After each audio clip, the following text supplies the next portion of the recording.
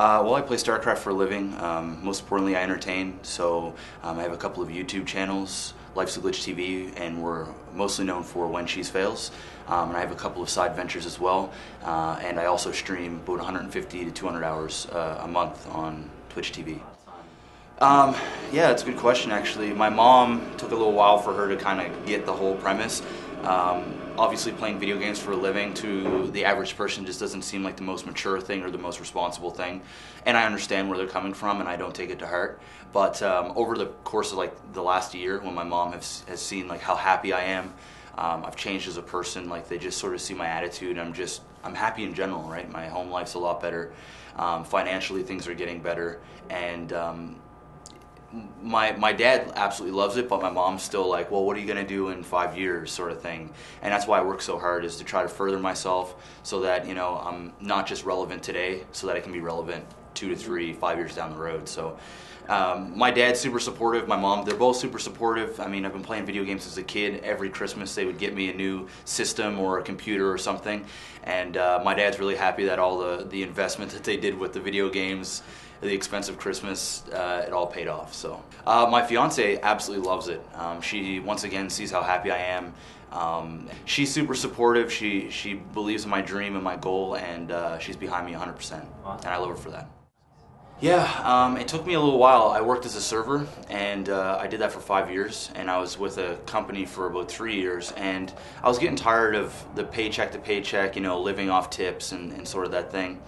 Once the StarCraft really blew up, I had to make a decision. So what I did is I worked my ass off for a year and saved up as much money as I could, just in case I had a really bad month or a couple of bad months. Then I could, you know, maybe get some more work and I'd have enough money to live off of. And you know what? It comes to a point where you gotta really follow your dream, and the only way you can find out is if you just go for it. And I wasn't stupid with it. Like I said, I worked really hard to make sure I had something to fall back on, just in case, you know, shit hit the fan. But I went for it, and it paid off. And that's the only way to do it. A lot of people email me all the time and it's like, you know, Jeff, I want to do this. It doesn't even necessarily be StarCraft or video games. It's whether they were a game designer or a fashion designer or they're in film. And it's like, you know, it's sort of those industries where only the strong survive, or the really hardworking, and it's like 1 in a million. Mm-hmm. And I'm like, the only way to do it, if you're young enough and financially you can afford to maybe take a year to pursue your dreams, go for it. That's the only way in life you're ever going to get ahead. And that's what separates people that say, oh, I can't do it, and the individuals that say, I'm going to do it. What's holding me back is just my mindset. I honestly believe that I'm not meant to play StarCraft. I love the game, but I don't have that it factor that a lot of these pro players have. They just have like a natural talent in the game. So for me, I have to work extremely hard and grind out things in order for my brain to just process it. One thing that I really worked on that I needed bad was my macro game. I was a very gimmicky player, an all-in player. I had certain signature all-in moves, and once people get used to it, it was hard for me to win the majority of my games. So what Desro showed me was how to macro. The hardest thing to come over was hotkeys. My hotkeys were all over the place, so the last week I've been practicing my hotkeys, playing all macro games, and my gameplay is just, it's gone so far in a week, and I'm so happy that I flew him down to do that, because he helped me out immensely. As for a player, where do I want to be? I want to be in Grandmasters. You know, I'm wearing the Quest to Grandmaster shirt right now. All the fans want to see me hit it, and that's my goal. And I've set my goal to do all kinds of things in the StarCraft community, and I won't stop till I at least reach that goal. As for competing on the main stage, that's not my spot, and I really don't want to do that. But I want to be a notable player. You know, when I'm playing at MLG, I'll play at all of them, the open brackets or whatever.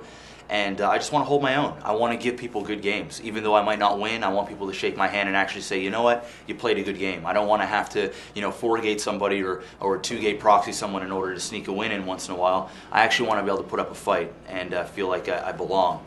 So that's sort of where I want to go. But as my career goes on, I want to be a caster. So in 2013, I'm going to be looking for a job, NASL, MLG, hit me out with that collab. That's my goal. So I'm going to develop as a player, understand the game more, and then be able to transition into pro casting. Yeah, well, I'm not going to name any names specifically. I do have a couple of sponsors that I'm working on right now, and I don't want to say, just in case things don't go down, I don't want to represent somebody that necessarily. Obviously, TTE is backing me up quite a bit, but it's tough to get sponsorship. It really is. I've been working really hard. I've been trying to get like an energy drink sponsor, and it's kind of tough because Monster's already doing their thing with EG, and there's a couple of other, like Red Bull has some other things going on. So a lot of the bigger companies just really not that interested in even some smaller teams or myself as an individual. So it's sort of a numbers game. You have to go to approach a company and be like, hey, yo, I have a YouTube channel, 100,000 subscribers. I can do this for your company. Do you want to maybe, help me get to an MLG, or maybe give me some products that I can give away on the stream and promote your brand? It's a lot of work, but I'm still new to the game. So hopefully down the road, I'm talking to an agency now. Okay. The same one that Artosis is on, Clutch, and we're going to have an interview real soon. So I got my fingers crossed that maybe I'll be able to get on board with them, and they'll be able to make things a little bit easier.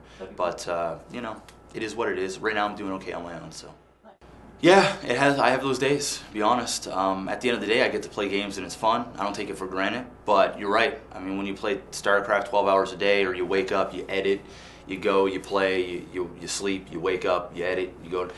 Sure, if you do enough of something, it feels like work. But once again, I don't take it for granted, and I absolutely love it. I love everything with StarCraft. I mean, you have to. In order to do this the way I do and the pro players do, you have to actually just love the game.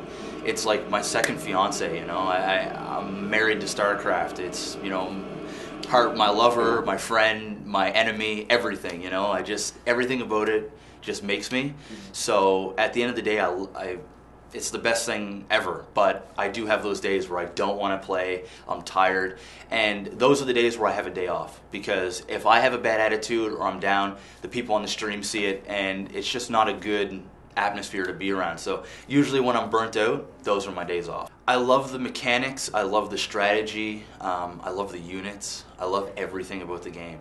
The branding, the company Blizzard, I don't really know any games that they've put out that are bad. I'm not a big fan of WoW, but I've played World of Warcraft for a bit. I've played Warcraft 3, Diablo, but StarCraft was always one that hit me.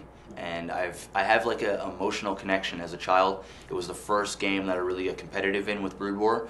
When I say competitive, as in I didn't actually play competitively, but it was that first time where I played my friends and I was like, yeah, I want to be the best of the group. And even though I played NR20s on like fastest map possible, it was still the funnest thing ever.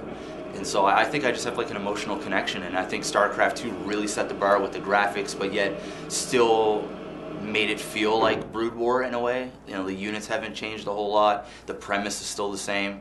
And I used to be a big fan of Command & Conquer, and then once I played StarCraft, Command & Conquer died for me and StarCraft took over. The fans here have been insane. I have never felt so loved. I said this actually at the last MLG. I've been to a couple MLGs now, and progressively as I go to them, people recognize me more and more, and it's a great feeling. At the last MLG, I finally had this moment where I was like, wow, I finally belong here, because for a while, I still felt like the outcast. Some people loved or hated me. I didn't know, even though I did something completely different, I didn't really feel like I belonged in the whole circle of casters and all that sort of jazz. And then the last MLG, when I met Day 9, DJ Wheat and Mr. Bitter and a few other casters, they were just so supportive, and they made me feel like I was one. And ever since then, I've just sort of been embracing that. And when I came here, everyone's been showing me love. And it's Canada, so I'm Canadian, and everyone's just been so supportive. It's been phenomenal. NASL it's not as a bigger scale as MLG, but the quality is there. And the great thing is it's the first event in Canada, and I think MLG or even NASL is going to realize the big turnout, the big support Canadians have, and then hopefully we're going to see a lot more of this in the future. I can't wait. We worked with NASL in Season 1, Life's a Glitch TV, and I hope that they open up an opportunity for us to work with them in the future, because I think, you know, they worked out a lot of their hiccups at the beginning, and now they're in the right direction. I love it. Put it simply, because it's fun. If you like competition, this game is for you.